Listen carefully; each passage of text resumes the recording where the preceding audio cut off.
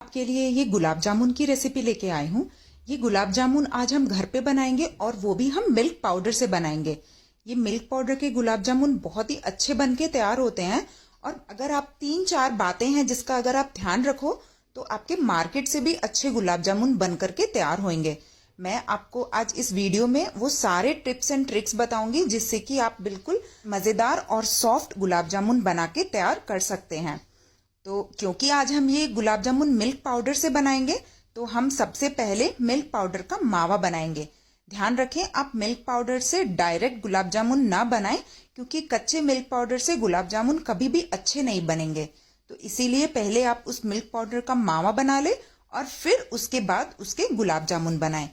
तो मैं आज आपको पूरे डिटेल्ड रेसिपी बताऊंगी। तो चलिए फिर देर किस बात की, हम ये गुलाब जामुन बनाना शुरू करते हैं। बट उससे पहले हमें मावा की जरूरत होगी, इसीलिए चलिए हम मिल्क पाउडर से हमारा मावा बना के तैयार करते हैं। यहाँ पे मैंने एक पैन लिया है जिसका मैंने गैस अभी चालू नहीं किया है। आप गैस अभी बंद ही रखें और इस पैन में हम 1/4 कप देसी घी डालेंगे। आप देसी घी का ही इस्तेमाल करें यहाँ पे क्योंकि मावा बहुत रिच होता है और रिचनेस के लिए हमें देसी घी का ही इस्तेमाल करना है। और फिर साथ ही मैं यहाँ पे 1/4 कप दूध डाल रही हूँ और 1.5 कप मिल्क पाउडर डाल रही हूँ मैं।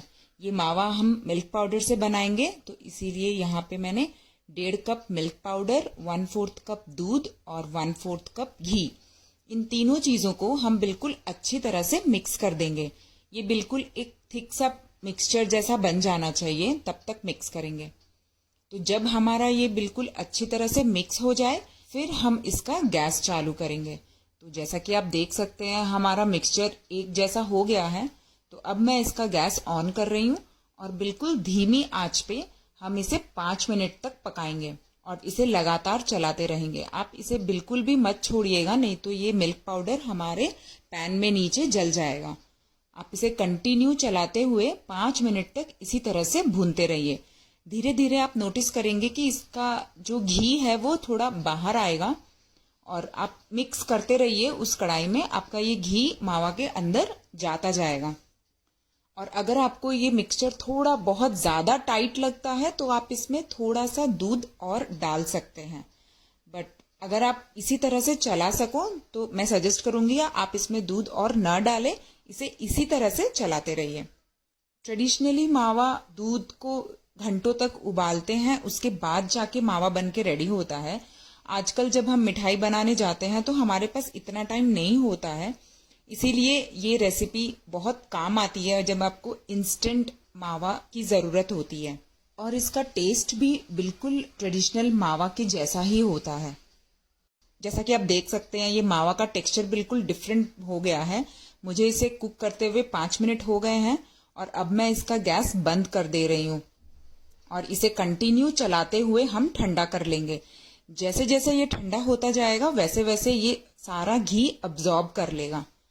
ये देखिए अब इसका जो टेक्सचर है वो बिल्कुल नॉर्मल मावा जैसा बन गया है और ये बहुत ही स्मूथ होता है और बहुत ही चिकना भी है।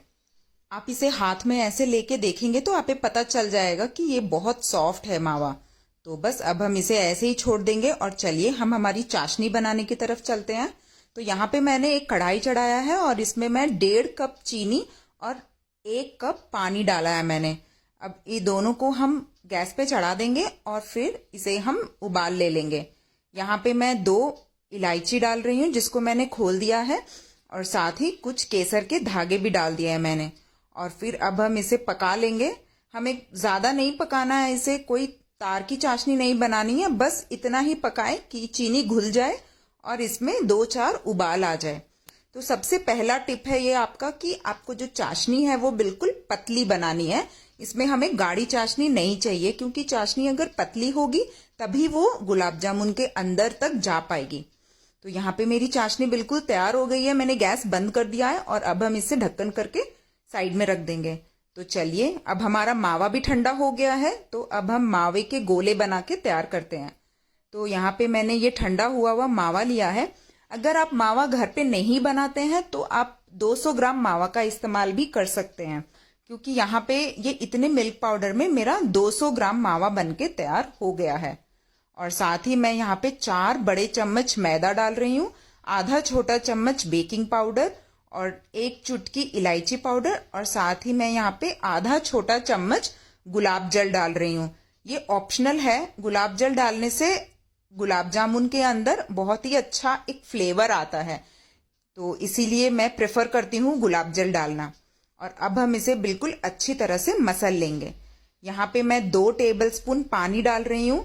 आप चाहे तो दूध का भी इस्तेमाल कर सकते हैं। और एक साथ सारा पानी न डालें, आप थोड़ा थोड़ा करके पानी डालें और इसे ऐसे मसलते रहिए। जब तक आपको ये ड्राई लगता रहेगा आप पानी डालते रहिए। जब आपको लगे कि हाँ ये एक आटा के जैसा बंध रहा है, फिर उसके बाद आप इसमें पानी बिल्कुल न डालें। ध्यान रखिए, आप इस आटे को हमें ज्यादा गीला नहीं करना है, बस इतना ही करेंगे कि मॉइस्ट हो जाए। तो यहाँ पे मैंने टोटल 3 टेबलस्पून यानी कि 3 बड़े चम्मच पानी का इस्तेमाल किया है। आप देख सकते हैं ये हमारा बिल्कुल एक सॉफ्ट आटा का जैसा बन गया है। अब हम क्या करेंगे कि हमारे हाथों का जो फ्लैट वाला पार्ट है उससे इसे मसलेंगे बिल्कुल अच्छी तरह से। जैसा आप वीडियो में देख रहे हैं बिल्कुल इसी तरह से इसे मसलते रहिए। इससे क्या होगा, हमारा जो आटा है वो बिल्कुल चिकना हो जाएगा। तो यहाँ पे मैंने इसे 2 से 3 मिनट तक कंटिन्यूअसली मसल लिया है। अभी आप देख सकते हैं इसका जो टेक्सचर है, इस डो का जो टेक्सचर है वो बहुत ही सॉफ्ट हो गया है। तो ये हमारा सेकंड टिप है कि आपका जो डो है वो बिल्कुल परफेक्ट होना चाहिए, ना ज्यादा वेट और ना ही ज्यादा ड्राई, बिल्कुल सॉफ्ट एंड स्मूथ कंसिस्टेंसी का। और अब मैं इसके इक्वल पोर्शंस निकाल ले रही हूँ। आप जितना बड़ा बनाना चाहें उतना बड़ा बना सकते हैं। तो मैंने यहाँ पे इसके बिल्कुल इक्वल पोर्शंस निकाल लिए हैं और अब इसे हम रोल करेंगे। तो रोल करने के लिए आपको इसे दोनों हथेलियों के बीच में लेके बहुत प्रेशर के साथ रोल करना शुरू करना है। जैसे जैसे ये रोल होता जाएगा वैसे वैसे आपको इसका प्रेशर रिलीज करना है ताकि ये एक गोल बॉल जैसा बन जाए। बहुत इंपॉर्टेंट स्टेप है कि आपके इस बॉल में एक भी क्रैक नहीं होना चाहिए। अगर इसमें एक भी क्रैक हुआ तो हमारे गुलाब जामुन बिल्कुल भी सुंदर नहीं दिखेंगे। मैं आपको एक और करके बता रही हूँ, ये देखिए। शुरुआत में आपको बहुत जोर से प्रेशर लगाना है और फिर आपको धीरे धीरे करके छोड़ना है, ये एक गोल सा बन जाएगा। अगर आप स्टफिंग वाले गुलाब जामुन बनाना चाहते हैं तो इस स्टेज पे आप इसे एक उंगली की मदद से प्रेस करें और उसमें आपको जो भी स्टफिंग भरना हो वो स्टफिंग भरें और फिर इसे वापस उसी तरह से रोल कर दें। ध्यान रखें कोई भी क्रैक्स नहीं होने चाहिए। और ये मैंने सारे गुलाब जामुन के गोले बना के तैयार कर लिए। तो चलिए अब हम चलते हैं इसे फ्राई करने की तरफ। फ्राई करने के लिए मैंने यहाँ पे एक कढ़ाई में घी लिया है। ध्यान रखें आप गुलाब जामुन घी में ही तले, तेल में ना तले, नहीं तो उसका टेस्ट आपको बिल्कुल अच्छा नहीं लगेगा। और यहाँ पे मैंने घी को हल्का सा गर्म किया है। ध्यान रखें ज्यादा गर्म नहीं करना है। गुलाब जामुन बिल्कुल धीमी आंच पे और बिल्कुल हल्के गर्म घी में ही डाले जाते हैं। ये थर्ड इम्पॉर्टेंट टिप है कि आपके गुलाब जामुन बिल्कुल लो फ्लेम पे फ्राई होने चाहिए और बिल्कुल हल्की गर्म घी में। यहाँ पे मैंने गुलाब जामुन डाल के इसे हल्का हल्का कढ़ाई को ऐसे हिलाया है ताकि ये सारे गुलाब जामुन चारों तरफ से कुक हो जाए। चम्मच या करछी का इस्तेमाल न करें पलटने के लिए, क्योंकि नहीं तो गुलाब जामुन टूटने का डर रहेगा।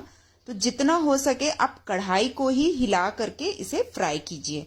यहाँ पे मेरे गुलाब जामुन के बहुत ही अच्छा कलर आ गया है। अब मैं इसे एक किसी प्लेट में निकाल ले रही हूँ। गुलाब जामुन घर पे बहुत आसानी से आप बना सकते हो। बस कुछ 2-4 टिप्स है जो आपको ध्यान रखना है, जिससे कि आपके बिल्कुल मार्केट जैसे गुलाब जामुन बन करके तैयार होंगे। सबसे पहला टिप है कि आपका जो चाशनी है वो बिल्कुल पतला होना चाहिए। दूसरा टिप है कि आपका जो डो हमने बनाया है मावा का वो बिल्कुल परफेक्ट कंसिस्टेंसी का होना चाहिए। और तीसरा स्टेप है कि आप इसे बिल्कुल लो फ्लेम पे फ्राई करें, हाई में बिल्कुल ना फ्राई करें, नहीं तो आपके गुलाब जामुन अंदर से पूरे कच्चे रह जाएंगे। यहाँ पे मैंने ये दूसरा बैच भी फ्राई कर लिया। आप देख सकते हैं ये साइज में बिल्कुल डबल हो गए हैं, जितना हमने डाला था उसका बिल्कुल डबल हो गया है ये कुक होके। इसे भी मैं एक प्लेट में निकाल ले रही हूँ। अब हम इस गुलाब जामुन को मीठा करेंगे, यानी कि इसे चाशनी में डालेंगे। हमारे ये गुलाब जामुन फ्राई होके बिल्कुल रेडी हो गए हैं। तो चलिए हमने जो चाशनी बना के रखी थी उसे हम गैस पे चढ़ा देंगे और उसमें एक उबाल ले लेंगे। यहाँ पे मैंने चाशनी का एक उबाल ले लिया है। आप देख सकते हैं ये बिल्कुल उबलती हुई चाशनी है। हमें जस्ट गर्म नहीं करना है, उसे उबालना है। और फिर मैं इसमें आधा छोटा चम्मच गुलाब जल डाल रही हूँ और फिर इसका मैं गैस बंद कर दे रही हूँ। ये उबलते हुए चाशनी में ही हमें ये गरम गुलाब जामुन डालने हैं। ये हमारा होगा चौथा टिप कि आप जब भी गुलाब जामुन डालो आपकी चाशनी बिल्कुल गरम होनी चाहिए। अगर चाशनी गरम होगी तभी वो चाशनी गुलाब जामुन के अंदर तक यानी कि उसके बीच तक जा पाएगी, नहीं तो वो अंदर तक बिल्कुल भी नहीं जाएगी, बस बाहर बाहर यानी ऊपर वाले लेयर में ही सोख होके रह जाएगी। अब हम इसे बिल्कुल 4 घंटे तक ऐसे ही चाशनी में डूबे रहने देंगे। यहाँ पे मैंने आपको ये दिखाया है 1 घंटे बाद, ये देखिए ये थोड़े से बड़े हो गए हैं, लेकिन 4 घंटे बाद ये पूरे डबल हो जाएंगे। तो आप इसे 4 घंटे तक इसी तरह से चाशनी में छोड़ दीजिए। हमारा ये बिल्कुल यमी और टेस्टी गुलाब जामुन बिल्कुल रेडी है सर्व करने के लिए। तो इस त्योहार के सीजन में आप ये गुलाब जामुन अपने घर पे ही बनाएं। आपके घर में जो गेस्ट आए उनको बना के खिलाएं। मैं गारंटी देती हूँ उनको बहुत पसंद आएगा और इसका टेस्ट मार्केट वाले गुलाब जामुन से कई ज़्यादा बेहतर